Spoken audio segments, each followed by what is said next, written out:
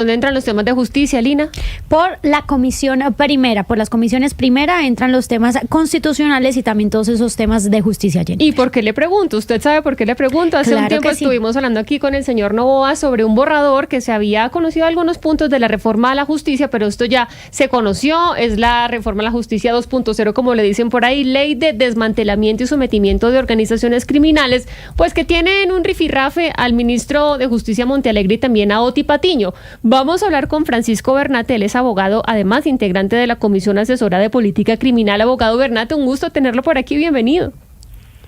No, por favor, Jennifer, el gusto es todo mío. Muy buenos días, un saludo muy especial para ustedes, todo el equipo de Blue Radio, que siempre es tan amable y tan generoso conmigo, y todas las personas que nos acompañan. Muchísimas gracias. Y esta reforma, pues, tiene muchísimos contradictores y también personas que la apoyan. Y yo le quiero preguntar a usted, pues, ¿cómo aspiran ustedes a pasarla? Porque uno dice, no hay tiempo, dos, no hay apoyos políticos, pero se insiste en que se tiene que hacer 54 artículos que básicamente lo que quieren hacer es un marco jurídico para sentar en esta paz total a diferentes grupos, entre ellos grupos criminales o desertores de procesos anteriores, pues que para muchos es como, ¿por qué les vamos a dar nuevas oportunidades? Personas que han firmado procesos de paz y no los han cumplido. Bueno, súper bien. Ahí es importante, como tú lo decías, digamos, delimitar que efectivamente yo tengo la participación en esta Comisión de Política Criminal y simplemente somos un organismo asesor, digamos, nosotros no estamos metidos en la cuestión parlamentaria, ni mucho menos, simplemente nos presentan unos documentos y nosotros decimos estamos de acuerdo o no, desde cada uno de los perfiles académicos, en mi caso, pues desde la práctica profesional o personas pero es totalmente ajeno al gobierno y totalmente ajeno al debate político. Lo cierto es que el análisis estrictamente jurídico que se hace de este documento es el siguiente. Si el gobierno nacional hoy quisiera adelantar una negociación con estructuras criminales organizadas, con estructuras criminales que ejercen control sobre el territorio, pues digamos que el marco normativo está un poquito estrecho. ¿Por qué? Porque existe una regla que es del año 98, la que se promulgó para facilitar los diálogos del Caguán, después se expidió Justicia y Paz, después las de las FARC, y digamos que esas organizaciones no tendrían un marco jurídico claro y preciso. Esa es como la motivación de esta propuesta, tener un marco jurídico que permita la negociación. En mi opinión personal, en mi concepto personal, cuando la leí, pues vi algo muy parecido a Justicia y Paz. Los trámites muy parecidos, las sanciones que se contemplan para los máximos responsables o para quienes no tienen esa condición de máximo responsable son las mismas de Justicia y Paz que en su momento fueron validadas por el Congreso de la República, por la Corte Constitucional e incluso por un informe de la Corte Penal Internacional. De manera que, claro, podemos decir es muy poquito, es mucho, no importa, pero lo cierto es que es lo mismo de Justicia y Paz y está validado. Entonces, lo que se pretende... Señora, por supuesto. Sí, no, es que tengo una pregunta como ciudadano. Uno dice, ok, estuvo Justicia y Paz, muy criticado también por ciertos sectores. Usted dice, necesitamos un marco para poder negociar porque tenemos un montón de bandas que están generando violencia en el país y que no tienen reivindicaciones políticas con quien nos podamos sentar como gobierno, ¿no? Que es un poco la explicación para esta reforma a la justicia que se está proponiendo en este momento. Pero, ¿qué pasa con estos puntos? Por ejemplo, tengo uno muy polémico que dice que las personas que entren a estos procesos pueden conservar hasta un 12% de los bienes que fueron adquiridos con rentas ilícitas. Se pregunta uno, ¿qué pasa, por ejemplo, con la extinción de dominio? Y si esto no se convierte en un incentivo para que las personas se vayan a bandas, hagan un montón de dinero, trabajen más duro con el delito y luego se unan a estos procesos para limpiar el dinero que hicieron. Oh, por supuesto, ese es un debate más que válido, que de hecho no lo origina este proyecto. La ley 1708 del 2014, del 20 de enero, mira, ya tiene 11 años, expidió el Código de Extinción de Dominio que hoy nos rige. Y la lógica que se hizo en ese momento era esa, que la persona que se acoge voluntariamente al proceso de extinción de dominio, entrega los bienes, pudiera conservar una parte. Esa es la lógica que se tuvo en el 2014, regla que ya fue validada por la Corte Constitucional y que la aplicamos, la verdad, todos los días en la práctica. Y lo que hace es pues digamos una especie de premio a esa persona que le evita al Estado un proceso de extinción de dominio que en Colombia es perpetuo, es un desgaste institucional tremendo, y le dice, mire, entrégueme todo, no se defienda y yo le dejo que se quede con una parte. Es esa misma lógica premial que hacemos en la justicia ordinaria y que no crea esta ley, sino que, te insisto, ya cumple 11 años y un mes, porque fue la lógica con la que se expidió el Código de Extinción de Dominio, que claro, tiene otros porcentajes, y también se aplicó y lo validó la Corte Constitucional en el proceso de La Habana.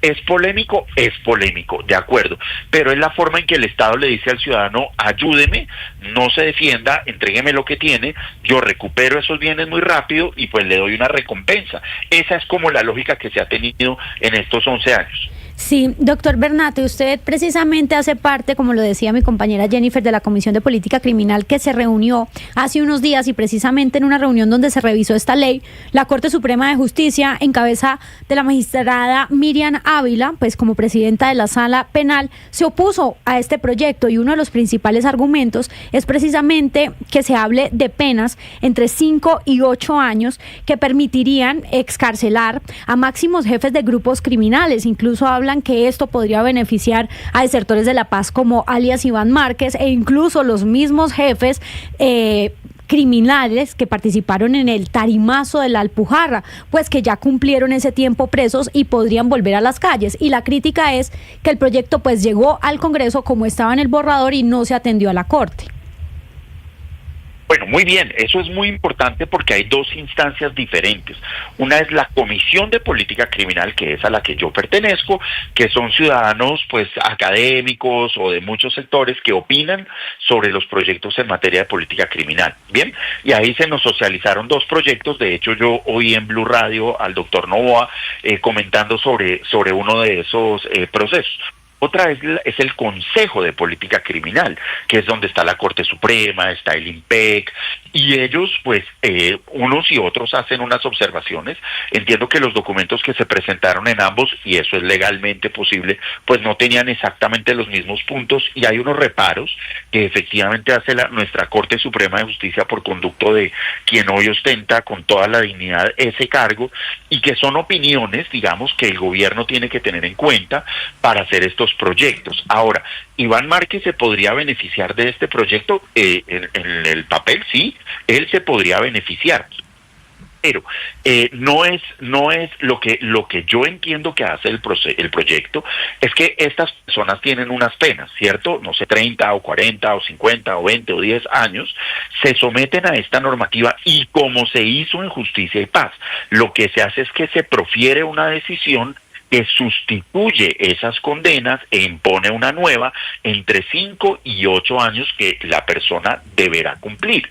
¿Sí ves? Entonces, como ocurrió en Justicia y Paz, alias El Loro, condenado a 50 años de prisión, va a Justicia y Paz. En el documento se le impuso una sanción alternativa de 8 años. Es esa la que va a cumplir en vez de los 30 o 40 años que le faltaban en la otra.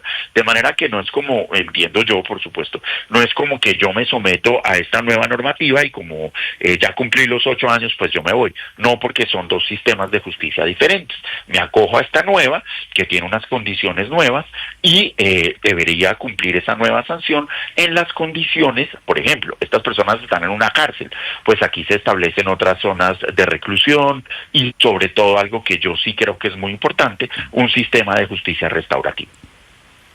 Sí, abogado Bernate, sobre esto de la justicia restaurativa y este tipo de personas a las que se les pensaría aplicar, que serían máximos responsables, pues en Medellín está la experiencia de que cuando se corta la cabeza es como la cabeza de la hidra, se corta y salen otro montón y salen otro montón, es decir, eliminando la cabeza, entonces caerle a los máximos responsables, caerles a ellos no necesariamente signifique que ya la estructura va a caer, es decir, eso se sigue multiplicando porque hay unas bases en estos grupos criminales que quieren subir y que quieren ascender y antes les ayudan, quitándoles ese jefe, les ayudan. ¿Cómo dentro de este proyecto, cómo salvar o cómo resolver eso de esos máximos responsables que se los van a quitar del camino a las bases para que sigan cometiendo crímenes?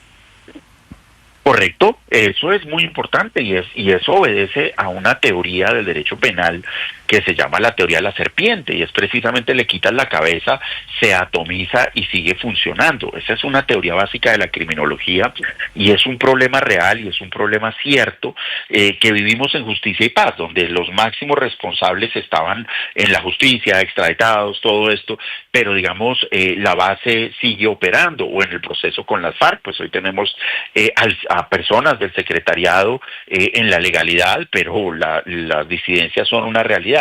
Digamos que ahí tiene que haber un componente importante, y es efectivamente tienen que haber opciones, es mi impresión, de legalidad para estas personas. El Estado tiene que fortalecer su presencia, pero lo cierto es que sí resulta, a mi juicio, importante que el Estado colombiano haga un análisis y diga, bueno, hasta qué punto combatirlos militarmente o judicialmente es válido.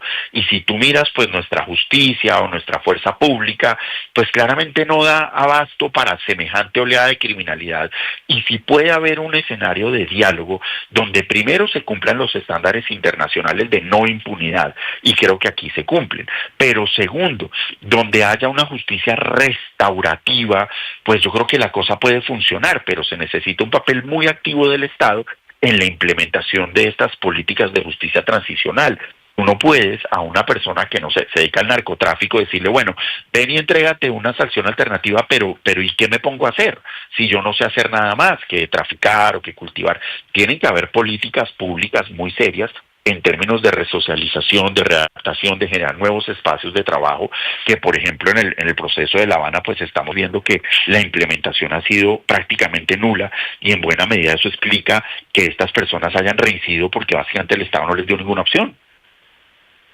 Yo me quedo con un análisis que hace la Fundación de Paz y Reconciliación Pares, que dice, hemos dejado que los grupos delincuenciales, no solamente guerrillas, se fortalezcan en la guerra, pero también en la paz. Algo estamos haciendo mal, que no nos está funcionando por ninguno de los dos lados. Y tal vez una última pregunta que tengo, doctor Bernatés, si no se aprueba esta reforma a la justicia, este marco legal para este tipo de negociaciones, ¿qué pasa con lo adelantado, sea mucho o sea poco, en la paz total de Gustavo Petro? Bueno, en el escenario en que esto no se apruebe, mal o bien, una cosa es el sometimiento, que es esto, yo te ofrezco esas condiciones y demás, y ya otra cosa pues sería simplemente acogerse, y es decir, mira, el marco legal colombiano, mal bien o regular, pues tiene estas salidas, el principio de oportunidad, los preacuerdos, las negociaciones, es decir, los acuerdos se podrían hacer sobre los marcos que hoy en día establece la legislación vigente, que también son relativamente amplios y que permitirían, digamos, llegar a acuerdos. Por ejemplo, el principio de oportunidad es una figura magnífica que permite dar amplios márgenes, digámoslo de alguna manera, de beneficios. Digamos que el escenario sería pues aplicar la justicia ordinaria frente a estos procesos, sería ese. Pues doctor Bernate, queríamos hablar con usted justamente para que nos explicara, nos diera más luces sobre esta ley de desmantelamiento y sometimiento de organizaciones criminales. Gracias por explicarnos y feliz día para usted. Un feliz día para ustedes, muchísimas gracias. Lina, y estábamos mirando a ver por dónde entraba esto, usted me decía por la Comisión Primera, él dice yo no me quiero meter en temas parlamentarios ni en votación ni nada, yo me ciño simplemente al tema jurídico, pero pues esto lo tendría que aprobar el Congreso. ¿Cómo está por ahí? Usted me tiene la novela. Sí, Jennifer, usted me preguntaba por dónde entra este proyecto, yo le decía, bueno, este tipo de temas entra en comisiones primeras, fue radicado en la Comisión Primera de la Cámara de Representantes, Sebastián, y como estamos hablando de los presidentes que se están pues postulando, la Cámara, la Comisión Primera elige hoy presidente a las 2:30 de la tarde, y todo apunta, pues le corresponde al pacto, y todo apunta que va a ser Gabriel Becerra. Él es un representante por Cundinamarca, pero es cucuteño, y es del pacto histórico, y se la está disputando, me dicen ahí, bueno, ya empezó la cascada de robos, ¿no? Porque sabíamos que iba a pasar eso en la Cámara, iba a venir en las comisiones, un liberal también se está peleando eso, Carlos Ardila, pero del departamento de Putumayo. Pero si el acuerdo dice que es para el pacto, porque se le... Pues ahí se metió Carlos Ardila. Lo que digo es que si queda pues Gabriel Becerra, que es del pacto histórico, obviamente va a haber ahí, digamos, una facilidad para sacar adelante este proyecto. Sin embargo, el representante Carlos Ardila se ha